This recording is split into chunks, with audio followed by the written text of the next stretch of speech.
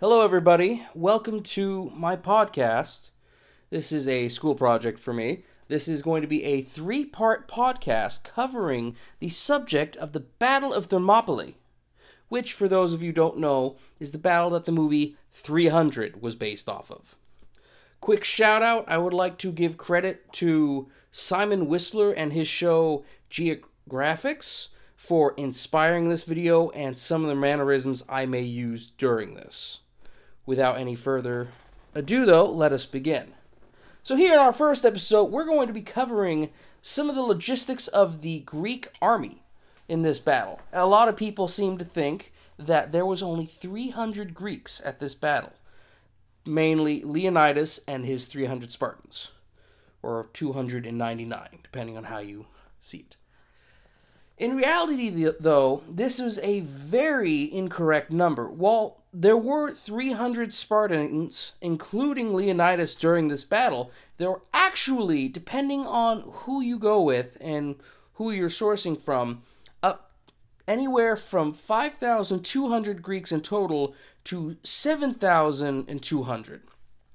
Now, these were made up of a couple of different groups of Greeks. We had the... Reading in order, we had the also, if I screw up these pronunciations, forgive me, I am not a historian.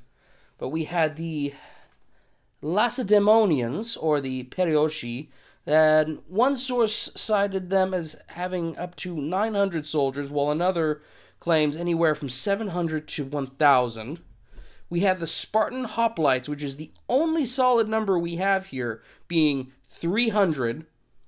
We had the Mantineans sitting at about 500 from one source. We had the Tegeans, also 500. The Arcadians, which came in at 120. There was another group of Arcadians sitting at around 1,000. The Corinthians at 400. The Philians, 200. And the Mycenaeans at 80.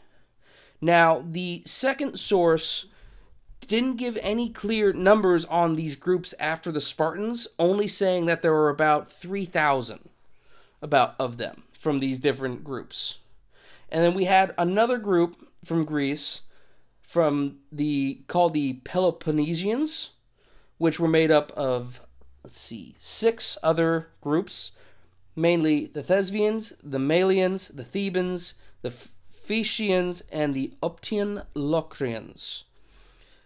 Now, the Thespians had a group of about 700.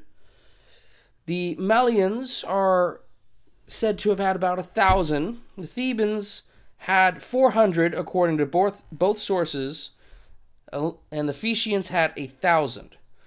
One source said the Optium Locrians sent everyone that they had, while the other source said just simply 1,000.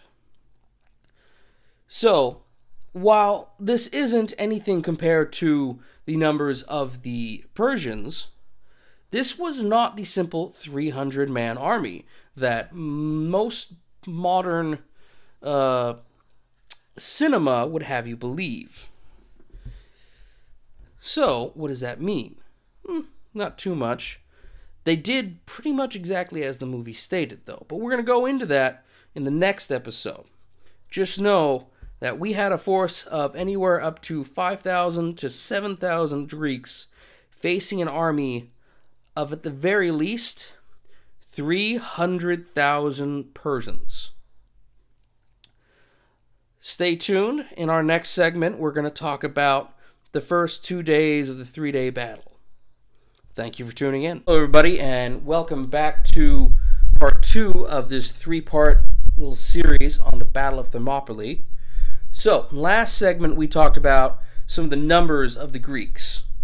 So, here we're going to talk about the actual battle, or particularly the first 2 days of the battle, and what the Greeks were up against. So, as we stated, the Greeks had a force from anywhere from about 5,000 to over 7,000, and they had that advantage of defending a very small valley entrance, which only had to be held by only a few hundred of those Greeks at any particular moment. And across from this, they had the Persian army. So to make things simple, because there's a couple of different accounts of how many Persians there were, the modern historian, most modern historians think that the Persians had somewhere around 300,000 fighting warriors in their army. That's a big number, especially compared to the measly 7,000 at best. But this is a lot smaller than what the ancient historians say. Ancient historians said that the Persians had up to 4 million in their army. However, again, modern historians think that's a little crazy, and it would have been extremely not feasible for ancient armies to amass such numbers. Nowadays, it's possible, but back then, not so much. So, Greeks, they had that advantage of having that small spot that they had to defend. And here's the thing, they weren't trying to win this battle. All they wanted was to hold out. They needed to make this battle last as long as possible for one of two things. Either A, they got backup from the city-states. These were all fast reaction forces that were all sent to try to head this army off to buy everybody else time. The second option was to just buy time for the city-states to figure out what to do, whether it be evacuate or to raise another army to take on this large Persian army down the road. And the Greeks, well, they certainly had the tactics to deal with this.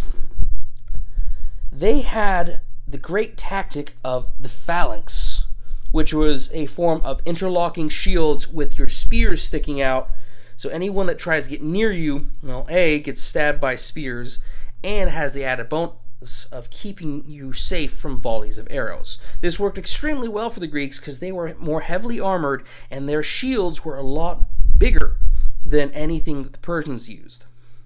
This was so effective that literally for thousands of Persians that would die, only a couple Greeks would die in any conflict. And they had the benefit of being in that small valley head. Because they had those walls to their side, the Persians couldn't use their cavalry. So that's how this managed to last as long as it did. So in the first day of battle, Xerxes initially sent just a group of warriors, we're going to say a couple thousand, to test how this went, with pretty much most of them dying. This led Xerxes to This led Xerxes to send his elite warriors to try to deal with this. His elite force called the Immortals of 10,000 warriors. To put it succinctly, they died. Very much so. They did not all die, but a good chunk of the Immortals died along with their main leader. The Greeks, they did quite well because they were able to actually swap out who was on the front line in between these little bouts of violence, because they had more people than they needed to actually hold this pass. So this was just a rinse and repeat for the first day. Persians would come in, they would die. At the end of the day, Xerxes was not happy. Second day was more or less the same repeat, except that is when our antagonist of this story, the Greek named Ephialtes, betrayed his allies by telling Xerxes of a hidden path through the mountains that would allow him to flank. But we're going to cover that in the next video, because we're all out of time here.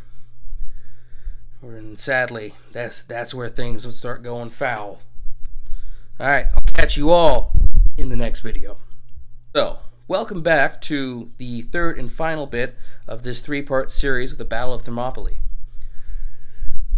So, as we stated in the last one, this is pretty much rinse and repeat for the Greeks. They were killing the Persians by the thousands while taking minimal losses. However, again, we had that Greek traitor. Xerxes, on the second night, Xerxes sent what was left of his immortals with the help of a few other groups of warriors, totaling up to 20,000 warriors to find this hidden mountain path and to flank the Greek forces. Now, Leonidas, the king of the Spartans who was at this battle, who had more or less taken charge, was aware of this path and had actually set one of the Greek groups to guard this path. Now, either due to some confusion over who each group was, this group did not do their job. One historian says that group of Greeks was slaughtered, while another group says that there were no major casualties because there was major confusion. But basically, the 20,000 Persians, when they saw this group guarding the path, they were actually afraid that they were the Spartans, and essentially hightailed it down the rest of the path and refused to really get into combat because they knew if they were the Spartans, their plan was doomed to fail. Sadly, they weren't. The next morning, Leonidas learned of this group that had gotten past due to runners from the other Greeks and an actual Persian trader who had warned him of this, and he called a war council between him and the other Greek leaders. At this war council, Leonidas announced to the rest of the leaders of his intention for the Spartans to stay and to hold the line as long as possible. He told the other groups if they didn't want to die, they should leave. Now, it's not quite sure why, but about 2,000 Greeks in total stayed with Leonidas, including his Spartans. Some of them out of duty or loyalty, some of them just out of craziness. There was one group called the Thespians. They were noted for fighting to the bitter end, which is kind of interesting because this was literally the city of Thespia's entire fighting force. So again, kind of a questionable tactical decision, but hey, who are we to judge? So, with his 2,000 soldiers staying with him, the rest of the Greek army retreated. Now, the big reason why this happened, nobody really knows why Leonidas stays. But there's a couple of different theories. I'm going to go with the tactical one, and that would have been if Leonidas would have known that if everyone had run, it's quite likely that the Persians would have ran them down on their cavalry and slaughtered them all. And then the Persians would have had free reign, and they would have just run through Greece. Now, Leonidas knew that the best chances for Greece to mount up what was left of a defense, that he needed to buy time for what was left of that army to get away, to join up with the other Greeks, and to help evacuate the nearby cities. So Leonidas, with his 2,000 warriors, instead of going on the defensive, they went on the offensive, and they charged into the field that the Persians were camping in. At this point, the 20,000 Persians who had been flanking them were finally fully behind. Thankfully, that major Greek force that fled did get away. So there was the 20,000 Persians behind Leonidas, and then Xerxes sent another 10,000 to attack him from the front. The Greeks killed everyone that they could. It is a quote that I found, I know, Wikipedia, but they fought until their spears broke, and then they fought with their swords. And when they could no longer fight with their swords, they fought tooth and nail. Eventually, Leonidas was killed by a volley of arrows, which led to the two armies fighting over his body. Eventually, the Greeks were able to recover it, and they retreated to a nearby hill on the battlefield. It is at this point that the Persians just slaughtered them with arrows. It rained metal that day. But even in the face of that defeat, where Leonidas and the rest of his soldiers had died, it gave Greece the time it needed to take out the Persians later on. And not really take out in a battle, but to win, essentially. The two nearby cities were mostly evacuated by the end of this battle, and so there were minimal casualties from those two cities, despite being destroyed. Where Athens was completely evacuated, and was able to rebuild afterwards as well. Later on, with the Greek forces being able to retreat, they were able to gather with the newer Greek armies that had been formed, and they found another choke point further down the line past Athens where they would have had a complete advantage, where they found a small valley and fortified it. Xerxes, seeing this, actually decided, I'm not going to get caught in that because my navy's been destroyed, because that was a whole other thing going on, and I don't want to get caught in Europe. So Xerxes actually fled, leaving a portion of his forces to stay and to carry out the fight for the next year or so. To make a long story short, later on down the line, the Greek force was able to get this Persian force into open battle and eradicated it. So what would have happened if none of this had happened? Had no one defended Thermopylae, Persia could have run over Greece, and the world as we know it today would not have been that world. Or what if the Greek forces had fully fled? Again, very similar. Those armies could have been completely wiped out. The nearby cities may not have had enough time to evacuate.